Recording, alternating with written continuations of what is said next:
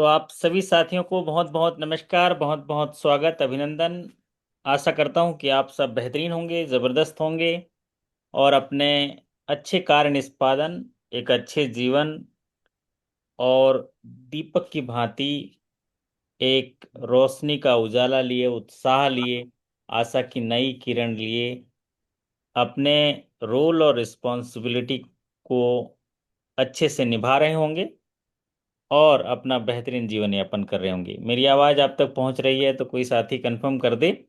जी sir, आवाज आ रही है सर। अरे वाह उपेंद्र जी, क्या हाल है आपके? कैसे हैं आप? बहुत बढ़िया सर। सुबह सुबह यही सर आप। आपने एक टॉपिक था सर, तो इसलिए मैंने मैसेज किया था। अच्छा, क्या टॉपिक था बताइए।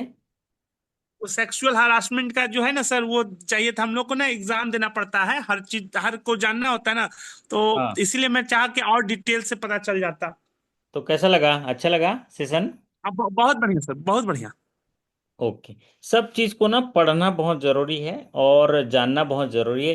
एक बार दो नहीं सर, बार। जो लिखा रहता है ना, उसको हम लोग पूरा समझ नहीं पा। आप ना पूरा एकदम पानी की तरह, एकदम बहुत प्यार से और अच्छा तरह से एग्जाम्पल देके समझा देते हैं, जिससे कि हम लोग को दिमाग में आ जाता है। और पढ़ने से नहीं आ पाता है। आप जैसे जैसे समझाते रहते हैं, वैसे वैसे पूरा हम लोग को दिमाग में बैठ जाता है, बहुत एग्जाम्पल बढ़िया। देके हर चीज से।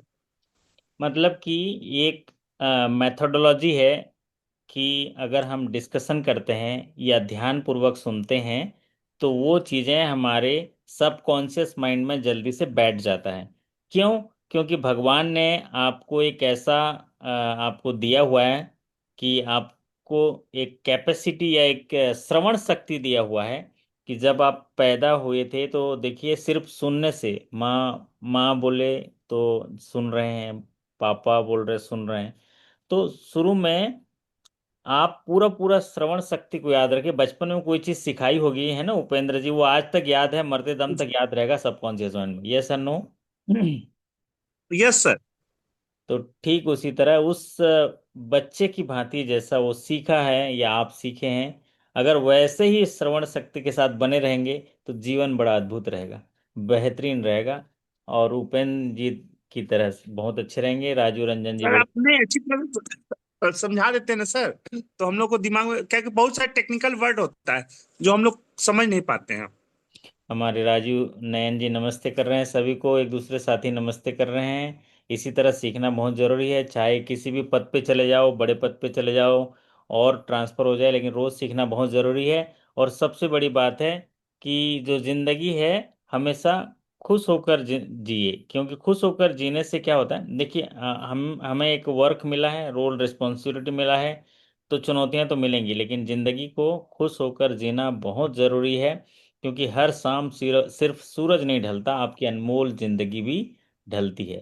तो हमको चुनौतियों को वहीं छोड़ के आना है। जैसे आप कैश बंद करते हैं ना तो तिजोरी में बंद कर देते हैं, है ना? बराबर है, कैश टैली करके आते हो कि नहीं उपेंद्र जी? कैश का कैशियर बैंक ही में रहता है सर। हाँ, तो वो जो कैश टैली करके आ जाते हो ना, ठीक उसी तरह सारी चुनौतियों को टैली करके आ जाया करो, वहां बंद करके फिर अगले दिन बीओडी करेंगे सुबह। हाथ झाड़ के आ जाना है। Yes yes. चलिए, तो आज हाथ एक, झाड़ उड़ के आ जाइएगा। हाँ, तो आज एक नया टॉपिक है, मतलब नया टॉपिक तो पुराना ही है, लेकिन ये बात है कि इसमें एक रिवीजन आया है। रिवीजन आया है कि भारतीय रिजर्व बैंक ने क्या किया है, एजेंसी कमीशन को रिवाइज किया है।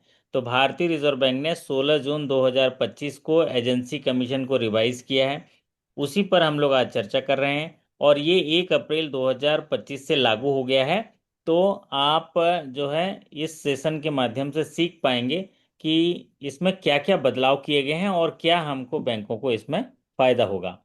तो ये आज रिवाइज्ड एजेंसी कमीशन पढ़ेंगे। राजू रंजन जी कुछ कहना चाहते हैं? राजू रंजन जी स्वागत है, कुछ बोलना चाहते हैं? फिर हम सेशन स्टार्ट करें, आप बताइए। नहीं सर, प्रणाम सर। बोलना नहीं चाह रहे सर, आपको प्रणाम करने के लिए सर हम चाह अच्छा, रहे थे। बहुत बहुत दिन बहुत बाद आपसे सर बहुत लाइव बहुत सेशन में जुड़ा हूँ सर। बहुत बहुत प्रणाम। प्रणाम सर। हमें बहुत खुशी हुई। देखिए, ये राजू रंजन जी है, हमारे क्लास में पढ़ते थे और फिर अब प्रमोशन होकर भी शाखा प्रबंधक हैं। अच्छा कार्य कर रहे हैं, बहुत सारे सम्मान पा रहे हैं और जब भी कोई अच्छा कार्य होता है साझा करते हैं, हमें बहुत अच्छा लगता है। जिला स्तर पर भी अच्छा उनको प्रोत्साहन मिल रहा है, सम्मान मिल रहा है। फिर क्षेत्रीय कार्यालय में मिल ही रहा होगा, वो प्रोग्राम उस वगैरह में जाते हैं। तो निचोड़ इस बात का है कि जैसे राजू रंजन जी लगातार सीखे हैं, शायद कहीं ना कहीं उसका लाभ उनको काम करने में मिल रहा होगा, है ना राजू जी, मिल रहा है? ये सब सारा सारा श्रेय सर आपको जाता है सर, और बैंकिंग ज्ञान केंद्र को जाता है सर। हम आज जो भी हैं सर आपके वजह से हैं, और बैंकिंग ज्ञान केंद्र के वजह से ही हैं कि जो भी ज्ञान कौशल और अनुभव हासिल हुआ सर आपके वजह से हुआ सर। और उसका लाभ नित्य प्रतिदिन जो हम दैनिक कार्य कर रहे हैं सर, उसमें उसका लाभ अनुभव ले रहे हैं। और जो सीखे हैं सर उससे अपने दैनिक कार्य को क्रियान्वित कर रहे हैं। बहुत बढ़िया। तो मैं इनकी तारीफ करना चाहूँगा, जब भी काम करते हैं कोई ऐसा डाउट होता है तो ये फ़ोन करते हैं, व्हाट्सअप करते हैं, तो उनको उनका रिप्लाई भी मिलता है। और हमने अभी एक नया सपोर्ट भी एक चालू किया है कि एज ए ब्रांच हेड को क्या लीडरशिप, क्या सपोर्ट चाहिए, उसको भी ज़रा राजू जी आप देखिएगा और थोड़ा सजेशन दीजिएगा, उसको और बेहतर बनाऊंगा। आप ही लोगों के कहने पर मैं उसको बनाया हूँ, जिसमें कि ब्रांच मैनेजर और ब्रांच के जो हेड हैं उनको क्या क्या सपोर्ट चाहिए वो मैं इजीली आपको प्रोवाइड करा रहा हूँ, तुरंत आपको मिल जाएगा उसमें, है ना। तो चलिए, तो सर हम लोग को भी दे दीजिएगा सर। हाँ जी, सेशन में आप बने रहिए। आप लॉगिन सेक्शन में चीज़ों को एसेस कर सकते हैं और मैं हमेशा आपके साथ रहूँगा। जैसे राजू रंजन जी ब्रांच हेड हैं, और भी हीरा लाल जी हैं, बहुत सारे लोग हैं, उन सुधीर कंबोज जी, सुधीर जी आप भी देखिएगा और उसमें थोड़ा सजेशन दीजिएगा, हम उसको और अच्छा करेंगे। हालांकि मेरे पास बहुत सारे सजेशन आ चुके हैं और मैं तजुर्बे के आधार पर आप लोगों को प्रोवाइड करा रहा हूँ। तो आज का सेशन सरल है, मैं शुरू करता हूँ। आज का सेशन पे लिए चल रहा हूँ आपको। आज हम लोग चर्चा करेंगे रिवाइज्ड जो कमीशन यहाँ पर भारतीय रिजर्व बैंक ने जारी किया है, उस पर हम लोग जो है चर्चा करेंगे। और ये कमीशन जो है एजेंसी कमीशन पर है भारतीय रिजर्व बैंक ने, और ये 1 अप्रैल 2025 से ये लागू होगा। तो इसको डिटेल में जानेंगे, क्या होता है ये एजेंसी कमीशन, भारतीय रिजर्व बैंक क्या क्या काम करवाता है और उसके क्या क्या कमीशन देते हैं, पहले क्या थे अभी क्या है, इस पर डिटेल चर्चा करेंगे। तो ये पीपीटी और वॉइस वगैरह सब क्लियर है? पीपीटी दिख रहा है उपेंद्र जी, आपको सब दिख रहा है पीपीटी? आप लोग कोई जरा बता देंगे कि पावर पॉइंट आपको दिख रहा है कि नहीं हाँ, दिख? सारा जी सर, पीपीटी भी दिख रही क्लियर है है सर, सर। वॉइस भी दिखाई क्लियर दे है। रहा है सर। बहुत बढ़िया। तो मैं ऐसे ऐसे पूछता रहता हूँ, मेरे को सब पता रहता है अच्छा दिख रहा है करके, लेकिन पूछता रहता हूँ कि कम से कम आप लोग की आवाज़ भी तो सुनने मिलेगा सर मुझे। हुंकारी भरने से ना पता चलता है सामने वाला बात सुन रहा है और इंटरेस्टेड हाँ, है। नहीं वो हिप्नोटिज्म है, उस कहीं और रहता है ना, उसको खींच के लाने का वो तरीका होता है, हाँ, ठीक है। एकदम करेक्ट सर। हम्म। वैसे ही हम लोग की दादी भी कहानी सुनाती थी, हुंकारी भरवाती थी। हूं हम्म। तो कहो हम्म। कि मतलब टेंशन है। बस यही बचपना, यही सरलता, यही सहजता बनाए रखिए, जीवन बड़ा अद्भुत होगा। जैसा अभी हमारे उपेंद्र जी, राजू जी और सुधीर जी और जो जो साथी जुड़े हैं सब लोग करते हैं। कई लोगों का नाम नहीं ले पा रहा हूँ, सबका नाम आप खुद लेते रहिए। भारतीय रिजर्व बैंक ने रिवाइज्ड एजेंसी कमीशन के लिए सर्कुलर जारी किया 16 जून 2025 को। और ये मास्टर सर्कुलर आपको भारतीय रिजर्व बैंक की वेबसाइट से मिल जाएगा, जिसमें उन्होंने गवर्नमेंट के बिजनेस को करने के लिए बैंकों को एजेंट के रूप में काम देता है। और उस एजेंट के रूप में बैंक काम करती हैं, किसके एजेंट? गवर्नमेंट बिजनेस को करने के लिए भारतीय रिजर्व बैंक बैंकों को एजेंसी देता है, या एजेंट बनाता है, या अभिकर्ता बनाता है, और बोलता है कि आप भारत सरकार के गवर्नमेंट के कामकाज करिए। अगर आप गवर्नमेंट के कामकाज करते हैं तो आपको क्या मिलेगा? आपको हम कमीशन। कमीशन, है ना, कमीशन देंगे। तो उसी पर ही रिवाइज गाइडलाइन जो है जारी किया है 16 जून 2025 को, ताज़ा ताज़ा है। तो हम लोग ताज़ा ताज़ा पढ़ लेते हैं। इस सर्कुलर का भारतीय रिजर्व बैंक ने क्या लक्ष्य रखा है, ऑब्जेक्टिव रखा है, उद्देश्य रखा है? To revise the agency commission payable to agency bank. तो जैसा कि कहा, बैंकों को अपने कामकाज के अलावा भारतीय रिजर्व बैंक द्वारा दिए गए गवर्नमेंट बिजनेस के व्यवहार को भी करना पड़ता है, गवर्नमेंट के बिजनेस का काम करना पड़ता है। तो गवर्नमेंट के बिजनेस का काम करते हैं भारतीय रिजर्व बैंक जो है, वो काम, चूंकि भारतीय रिजर्व बैंक सरकार का जो है मेन बैंक है या खजाना है, अब उसको भारत सरकार के गवर्नमेंट बिजनेस करने होते हैं, तो वो बैंकों को उसको काम देता है, एजेंट बनाता है, और जब बैंक काम करते हैं तो उनके टर्नओवर के आधार पर, बिजनेस के आधार पर या काम के आधार पर उनको एजेंसी कमीशन देता है। तो ये सरल बात है। तो ये जो सर्कुलर है ये इफेक्टिव होगा 1 अप्रैल 2025 से। और एजेंसी कमीशन जो है क्वार्टरली क्लेम किए जाते हैं। तो अभी तक आप लोगों ने मार्च तक के क्लेम कर दिए होंगे, मार्च तक का पैसा मिल भी गया होगा। जैसा कि मैं जिसमें मतलब डील करता हूँ, जिस ब्रांच में, वहाँ का एजेंसी कमीशन 22 अप्रैल 2025 को क्रेडिट हो गया। तो 22 अप्रैल 2025 को क्रेडिट हुआ। आरबीआई का एक मिरर अकाउंट होता है जिसमें वो एजेंसी कमीशन का पैसा जो है क्रेडिट करता है। अब उसका आपको इनवाइस भी देना होता है। तो 22 अप्रैल 2025 को जो पैसा क्रेडिट हुआ है वो क्वार्टर जनवरी से लेके मार्च क्वार्टर, मतलब जनवरी महीने से जनवरी फरवरी मार्च, मतलब मार्च 2025 क्वार्टर का कमीशन उन्होंने 22 अप्रैल को दे दिया। अब अप्रैल मई जून का जो होगा वो जुलाई में देगा। तो ये 1 अप्रैल से लेके जो कमीशन है ये लागू होंगे, जो यहाँ पर सर्कुलर में दिखाए जाएंगे। ये अमेंडमेंट किया गया है मास्टर सर्कुलर 1 अप्रैल 2025 के पैरा 13 में किया गया है। और इस अमेंड किया गया है वो कमीशन पेएबल में किया गया है। बाकी सर्कुलर समान है, केवल commission payable only on eligible government transaction commission के अमाउंट में बदलाव किया गया है। और जो कमीशन दिए जाएंगे वो इलिजिबल गवर्नमेंट ट्रांजेक्शन में दिए जाएंगे। थोड़ा सा सरल तरीके से आगे बढ़ के समझते हैं कि भारतीय रिजर्व बैंक जो क्या करता है, जनरल बैंकिंग बिजनेस के साथ साथ वो सेंट्रल और स्टेट गवर्नमेंट के बिजनेस को भी कैरी करता है या उनको निष्पादन करवाता है। या तो वो अपने ऑफिस से करवाता है भारतीय रिजर्व बैंक से, या एजेंसी बैंक के थ्रू करवाता है। ये तो साधारण सी बात है।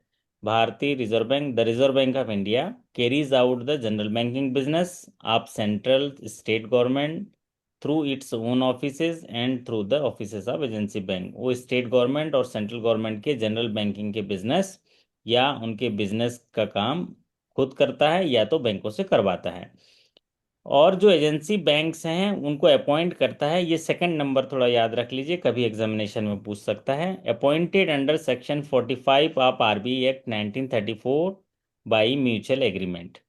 तो म्यूचुअल एग्रीमेंट करता है बैंकों को कि भाई आप गवर्नमेंट बिजनेस का काम करोगे तो हम आपको कमीशन देंगे, आपको हम एथोराइज्ड करते हैं। ठीक है, एथोराइज करते हैं। इसीलिए जब भी इंस्पेक्शन में जाते हैं या एसएसएम टीम आती है तो देखो आपको एक एथोराइज लेटर मांगता है कि आपकी ब्रांच ये गवर्नमेंट बिजनेस के लिए है कि नहीं। तो appointed under section 45 of RBI act 1934 by mutual agreement. अब जब गवर्नमेंट बिजनेस कराया है तो आरबीआई क्या करता है, एजेंसी कमीशन पे करता है एजेंसी बैंक को, ताकि ये गवर्नमेंट बिजनेस हैंडल किए हैं तो इनको कमीशन पे करता है। तो RBI pays agency commission to the agency bank for the government business handled by them. अब सरल तरीके से हम समझते हैं क्या क्या काम वो कराता है। तो इस स्लाइड के माध्यम से आप जान पाएंगे कि गवर्नमेंट के क्या क्या ट्रांजेक्शन हैं जो एजेंसी कमीशन के लिए इलिजिबल होंगे।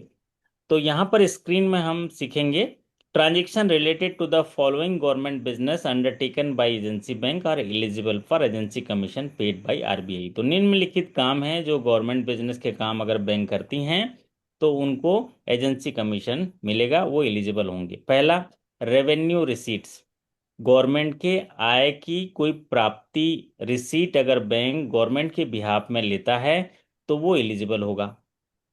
जैसे उदाहरण के तौर पर बताइए, इनकम टैक्स चालान, इनकम इनकम टैक्स चालान टैक्स। सर। ठीक है, तो ये आय है, राजस्व है। ठीक है, रिसीट। और दूसरा पेमेंट, अगर बैंक जो है गवर्नमेंट के बिहाफ में अगर कोई पेमेंट करता है तो भी एजेंसी कमीशन का काम होगा। तो ये, पेंशन। हाँ हाँ, पेंशन हो गया, है ना, या गवर्नमेंट का कोई भी पेमेंट करते हैं तो वो on behalf of central state government वो एलिजिबल होगा।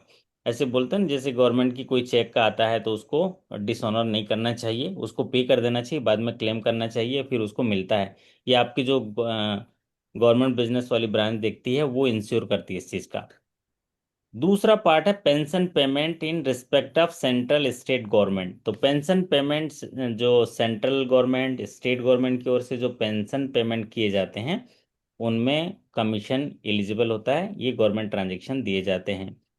तीसरा पार्ट है इसके अलावा कोई भी अन्य कार्य जो रिजर्व बैंक द्वारा एडवाइस किया गया हो और काम दिया गया हो बैंक को जो एजेंसी कमीशन के लिए एलिजिबल हो। तो ये तीन पार्ट हैं। कोई भी रेवेन्यू रिसीट है, payment on behalf of central state government, pension payment central state government, और इसके अलावा कोई भी काम भारतीय रिजर्व बैंक ने अथराइज किया हो बैंक को एजेंसी कमीशन के लिए एलिजिबिलिटी के साथ, तो वो मिलेगा।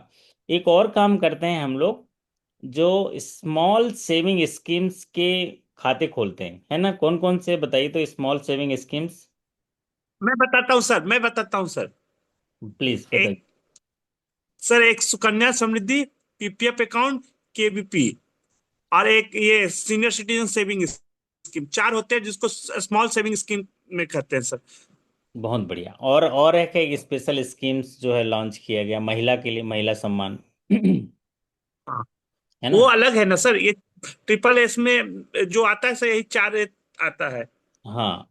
तो गवर्नमेंट के जो इसमें जैसे इन्होंने बताया सीनियर सिटीजन स्कीम्स या गवर्नमेंट के बिहाफ में जो स्मॉल सेविंग स्कीम्स के नाम से भारत सरकार 40 rupees sir. Product product launch करती है, फिर उसको क्या करते हो आप, मोबिलाइज करते हो सीनियर सिटीजन सेविंग स्कीम्स। जब कोई रिटायर होता है करेक्ट सर। तो 30 लाख रुपए तक के डिपॉजिट लेते हैं। तो जैसे ही आप करेक्ट उसको रखते हो, वो पैसा कहाँ रखते हो आप बताइए तो, है ना? सर, कहाँ रख गवर्नमेंट के फंड में जाए, हाँ जीपीएम मतलब, हम लोग का। हाँ उसको क्या करते हैं आप, कलेक्ट करते हैं, उसका खाता ओपन करते हैं, और T+1 डे में आप किसको दे देते हैं, गवर्नमेंट को दे देते हैं, है ना? गवर्नमेंट को इसलिए तो ब्लॉकिंग हो जाता है सर, सारा पैसा जो ब्लॉक हो जाता है, ये सब गवर्नमेंट पैसा है। यस, सारा पैसा ब्लॉक हो जाता है। T+1 डे में देना है, नहीं देने से पेनल्टी है, इंटरेस्ट की पेनल्टी भी होती है। तो agency bank also undertake the work related to the small saving schemes, the commission for which is born by government of India. तो जो गवर्नमेंट ऑफ इंडिया के स्मॉल सेविंग स्कीम्स है, वो उसका जो फंड बैंक रिसीव करता है, तो उसका जो है एजेंसी कमीशन का सेटलमेंट होता है, और भारतीय रिजर्व बैंक इसको प्रोसेस करता है। और इसका सेंट्रल अकाउंटिंग सेक्शन जो होता है वो CAS बोलते हैं, वो नागपुर में है पूरे इंडिया का। कई बार एग्जामिनेशन में यही वाला पार्ट आया जो ग्रीन में है, कि जो settlement of government commission on small saving schemes ये प्रोसेस बाय RBI है। इसका सेटलमेंट का सेंट्रल अकाउंटिंग सेक्शन कहाँ पर है, CS, ये नागपुर में है। तो ये agency commission related to SSS transaction are decided by government of India, कि कितना एजेंसी कमीशन टर्नओवर वगैरह मिलेगा, ये गवर्नमेंट ऑफ इंडिया डिसाइड करता है। और ये ट्रांजेक्शन्स जो है आपको नागपुर सेंट्रल अकाउंटिंग सिस्टम्स के माध्यम से क्लेम करने पड़ते हैं स्क्रॉल और टर्नओवर के साथ। और फिर एजेंसी कमीशन जो होंगे, special deposit schemes related to transaction जो मिरर अकाउंट मेंटेन होंगे RBI के, वहाँ पर सेटल किए जाते हैं सेंट्रल अकाउंटिंग सेक्शन नागपुर के द्वारा। तो ये जो प्रैक्टिकली काम करते हैं वो जानते भी होंगे, नहीं होंगे तो प्रैक्टिकल में कोई इशू आएगा तो आप बात करिएगा, मैं इसमें अच्छे से आपको भी गाइड कर सकता हूँ कि कैसे क्लेम करते हैं, कैसे पैसा आता है, क्योंकि मेरा अकाउंट में हैंडल भी करता हूँ। Government transaction eligible for agency commission. Government transaction में जैसे कि अभी हम लोग देखें कि रिसीट होगा, रेवेन्यू रिसीट्स, पेमेंट होंगे, पेंशन होगा, या RBI द्वारा कोई काम एलिजिबल होंगे, स्मॉल सेविंग स्कीम्स हैं, या एजेंसी बैंक अगर स्टाम्प ड्यूटी कलेक्ट करते हैं फिजिकल मोड में या ई मोड में। तो अभी आप लोग देखे होंगे जिले स्तर पर आपका कोई बैंक है, ई स्टैम्प जारी करता है, स्टाम्प ड्यूटी कलेक्ट करता है, ई स्टैम्प जारी करता है, तो वो भी एजेंसी कमीशन है। क्यों? क्योंकि ई स्टैंपिंग जो होता है, कोई भी वायदा करता है, स्टेट करता गवर्नमेंट। एग्रीमेंट करता है, वचन पत्र देता है, तो वहां पर स्टैम्प ड्यूटी लगती है। सरकार कहता है कि हमारे स्टेट में आप ये करार कर रहे हो, तो आप इस करार क्यों कर रहे हो, कोई व्यवसाय कर रहे होगे, कुछ काम कर रहे होगे, तो हमारे स्टेट में करार कर रहे हो तो हमारे स्टेट की स्टैम्प ड्यूटी पे करना है। तो स्टैम्प ड्यूटी कहाँ मिलती है, उपेंद्र जी बताइए। सर बैंक में भी मिलता है, फिर से आप साइबर में भी जा के वहाँ स्टैंप वाले बेचते हैं ना। स्टैम्प वेंडर होते हैं, नाम सुना है? हाँ। हाँ सर, स्टैंप वेंडर होते हैं ना। तो और वो बैंक भी इशू कर रहा था सर, और अब नहीं करता है। नहीं नहीं, बैंक करता है, बैंक करता है, ई स्टैम्प जारी करता है। तो ई स्टैंप ही सर।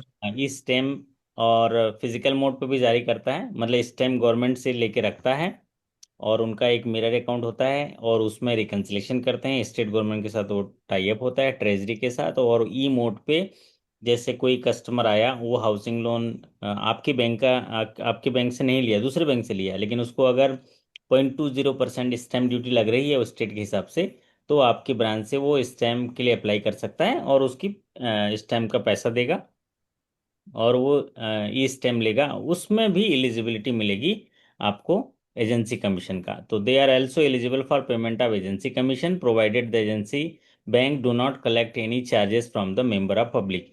तो पब्लिक से कोई चार्ज ना ले तभी जाके कमीशन मिलेगा, अगर आप कस्टमर से चार्ज ले रहे हो तो नहीं मिलेगा। Are receive remuneration from the state government for the doing this work, या स्टेट गवर्नमेंट से अगर कोई रेमुनेशन ले रहे हो तो नहीं मिलेगा। तो अगर स्टाम्प ड्यूटी कलेक्ट कर रहे हैं, पब्लिक से कोई चार्ज नहीं ले रहे हैं, स्टेट गवर्नमेंट से कोई आपको लाभ नहीं मिल रहा है, तो आपको कमीशन मिलेगा। अब आते हैं ये वाला पार्ट, ये अभी रिवाइज हुआ है। Revised agency commission on rates जो है ये फ्रॉम 1 अप्रैल 2025, यही जो है 16 जून 2025 से चेंज हुआ है। रिसीट पर फिजिकल मोड पर 40 रुपये पर ट्रांजेक्शन, पहले भी 40 रुपये था, अभी भी 40 रुपये, इसमें कोई चेंज नहीं है फिजिकल मोड पे। इसका मतलब क्या हुआ उपेंद्र जी, फिजिकल मोड का मतलब? मतलब हैंड टू हैंड सर। मतलब कोई ब्रांच में आया और इनकम टैक्स आप आज जमा किया, चालान जमा किया, चालान जमा किया। ठीक है, चालान अगर जमा। कंप्यूटर से करेगा सर, ऑनलाइन करेगा तो 12 रुपया है। हाँ, तो आपके शाखा में आया और 56,423 रुपये का चालान जमा किया, एक चालान था, कितना रुपये कमीशन मिलेगा आपको? 40 रुपीज पर ट्रांजेक्शन मिलता है सर, 40 रुपीज। और एक एक हजार के 40 करेगा ट्रांजेक्शन, तो भी आपको 40 ट्रांजेक्शन का 40 रुपये पर ट्रांजेक्शन मिलेगा, 40 नंबर ऑफ ट्रांजेक्शन ऐसे केवीपी भी खोलने का, एक केवीपी 1,000 का खोलेंगे तो 40 रुपया मिलेगा सर। और 3 लाख का खोलेंगे, हजार का, तो 12,000 रुपया कमीशन मिलेगा। पर ट्रांजेक्शन क्या होगा? 40 रुपीज पर ट्रांजेक्शन। कमीशन। पहले भी 40 रुपीज था, अभी भी 40 रुपीज है। दूसरा है रिसिप्ट ई मोड। ई मोड का मतलब ऑनलाइन मोड से अगर कोई आपका गेटवे इस्तेमाल करके ऑनलाइन मोड से ई मोड से अगर चालान सबमिट कर रहा है या रिसिप्ट ले पेमेंट रहा है, तो वहाँ 12 रुपये पर ट्रांजेक्शन, इसमें बदलाव किया गया है। पहले ये कितना था उपेंद्र जी? 6 रुपया, 6 रुपया सर था नौ नहीं सर। नौ 9 रुपये था ये। कितना था? 9 रुपया नौ सर। रुपये था।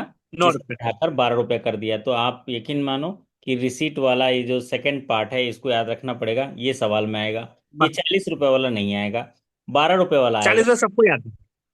हाँ, 9 रुपये पहले था रिसीट ऑनलाइन मोड पे, अब वो ई मोड पे, तब 12 रुपये पर ट्रांजेक्शन आ गया। दूसरा पेंशन पेमेंट, सबसे ज्यादा पूछा जाएगा ये। पहले 75 रुपये था, अभी बढ़ाकर कितना कर दिया? 80 रुपया। 80 रुपये पर ट्रांजेक्शन कर दिया। पहले ये 75 रुपये पर ट्रांजेक्शन था, अभी 80 रुपये पर ट्रांजेक्शन किया। तो ये एक साल में कितने बार पेंशन जमा करते हैं पेंशनर खाते में? कितने बार क्लेम कर सकते बराबर। हैं एक पेंशनर के लिए, कितने बार क्लेम कर सकते हैं रिजर्व बैंक से? Sir 12 time sir. नहीं, 12 बार ही होगा। 12 बार तो पेंशन दोगे तो 12 बार करोगे, लेकिन भारतीय रिजर्व बैंक बोलता है आप मेरे से 13 बार का कमीशन ले सकते हो, बोलता है। क्यों बताओ? मतलब सब बीच में कुछ एरिया वगैरह आता होगा ना हाँ, सर। ये है ना, बीच में एरियर कुछ आया, तो एक बार का एरियर के हिसाब से। तो ऐसा नहीं कि हर महीना एरियर दे रहे हो तो हर बार चौबीस साल पे चौबीस आता है सर। साल भर में, वो बोल रहा है साल भर एक में बार। 13 ट्रांजेक्शन का आप मुझसे को क्लेम कर सकते हो। क्यों? क्योंकि एक हमने दिया है क्वेश्चन कि आप उस पेंशनर को एरियर दे दोगे तो एक ट्रांजेक्शन एरियर हो सकता है। तो पहले 75 रुपये था, अभी बढ़ाकर 80 रुपये कर दिया गया। 80।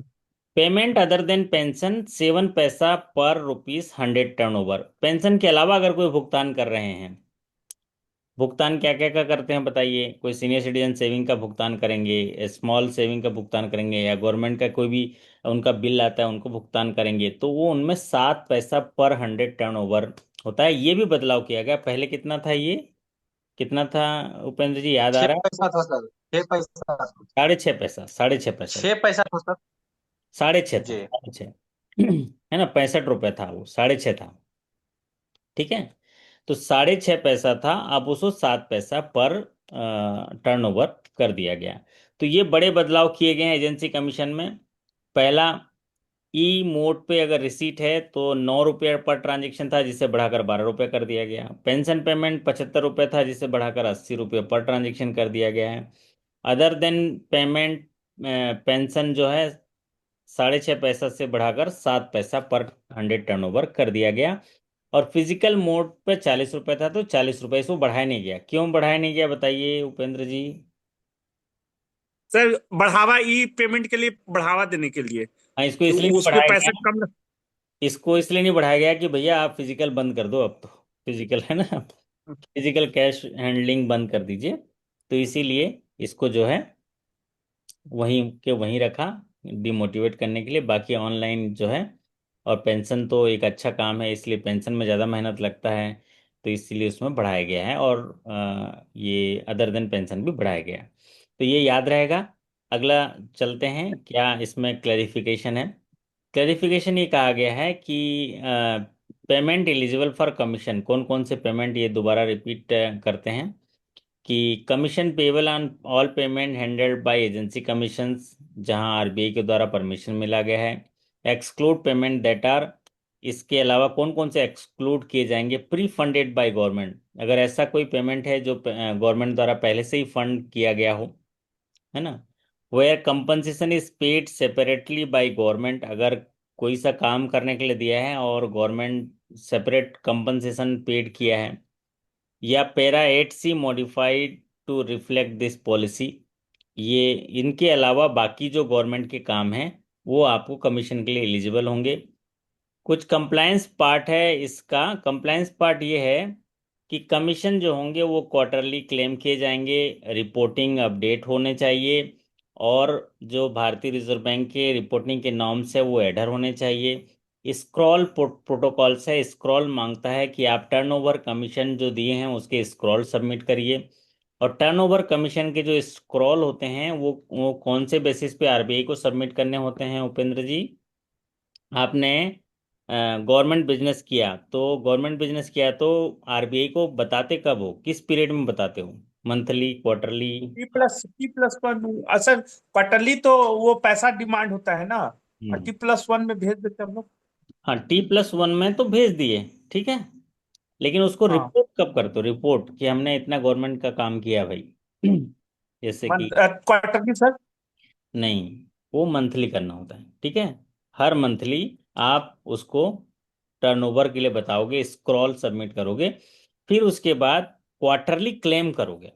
क्वार्टरली क्लेम होता है, ओके मंथली सर। रिपोर्टिंग होगी कि इस मंथ में आपने इनकम टैक्स के रिसिप्ट्स कितने किए हैं, नंबर ऑफ ट्रांजेक्शन कितने किए हैं, पेमेंट वॉल्यूम कितना किए हैं, फिर स्मॉल सेविंग में कितना किए हैं, टैक्सेस कितना कलेक्ट किए हैं। ये सारे उसका ना एक एक्सेल फॉर्मेट होता है, और ये ई कुबेर पोर्टल के माध्यम से भी आपको उसमें सबमिट करने होते हैं। और स्क्रॉल जो है आपके आरबीआई के ऑफिस में सबमिट करने होते हैं। फिर वो आपको कमीशन के लिए स्क्रॉल सबमिट होता है।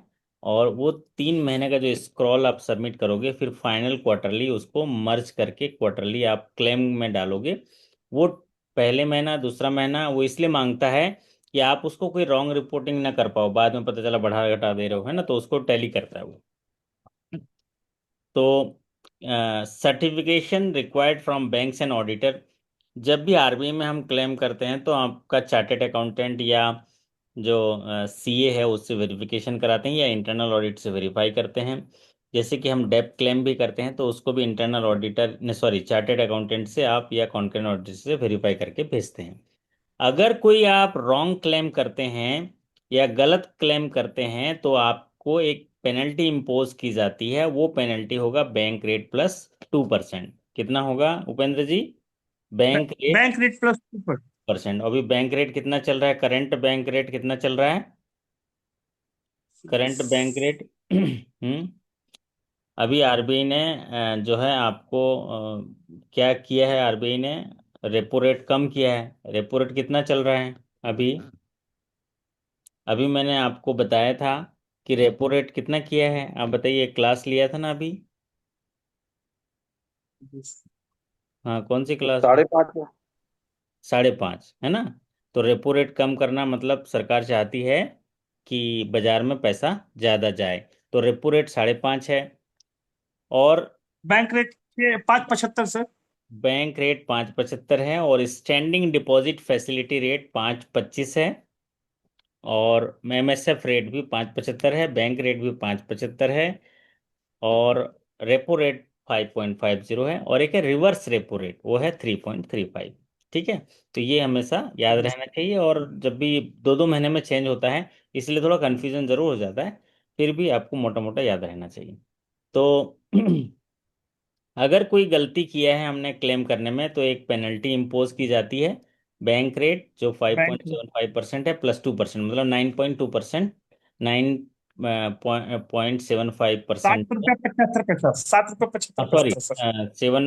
7.75% जो है इंटरेस्ट आपको पेनल्टी इम्पोज होगी, ये आरबीआई के द्वारा। और जो भी कमीशन जितना होगा, कमीशन बनेगा। हाँ, और जो भी कमीशन होगा, कमीशन में जीएसटी एप्लीकेबल होता है 18%। तो जीएसटी जो है डिडक्ट करना होगा आपको। तो जो आपको कमीशन अर्न हुआ है उसमें जीएसटी डिडक्ट करके उसको आपको मिरर अकाउंट में अकाउंटिंग करना होगा। तो ये छोटा सा सेशन था जिसमें हम जान पाए। आज के सेशन का अगर इम्पोर्टेंट चीज़ देखेंगे तो वो था कि भारतीय रिजर्व बैंक ने एजेंसी कमीशन में बदलाव किए हैं, जिसमें बैंक जो है सेंट्रल गवर्नमेंट या स्टेट गवर्नमेंट का गवर्नमेंट बिजनेस का काम करते हैं, तो उनमें कमीशन मिलता है, उनमें बढ़ोतरी करी है।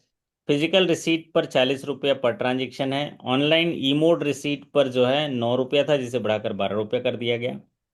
और पेंशन पेमेंट पर जो कमीशन है, पहले 75 रुपया था, उसे बढ़ाकर 80 रुपया कर दिया।